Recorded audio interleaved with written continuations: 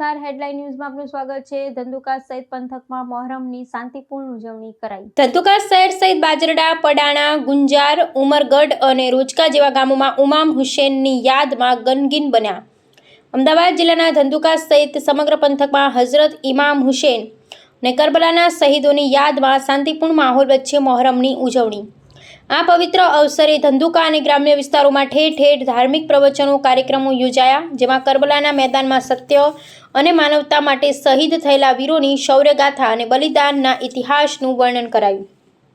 ધંધુકા શહેરમાં ઠેર ઠેર તાજિયાનું આયોજન સાથે જુલુસ પણ કાઢવામાં આવ્યું હતું। આ પ્રસંગે અમદાવાદ ગ્રામ્ય એસપી ઓમપ્રકાશ જાટ ખાસ ઉપસ્થિત રહી દર્શન કર્યા હતા।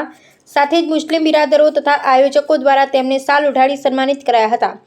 તેમાં ધંધુકા ડીવાયએસપી પીઆઈ વગેરેનું શાલ ઓઢાડી સન્માનિત કરાયા હતા। ઠેર ઠેર નમાજ અને શરબતની વિતરણ કરીને શાંતિપૂર્ણ માહોલમાં મોહરમની ઉજવણી કરાઈ।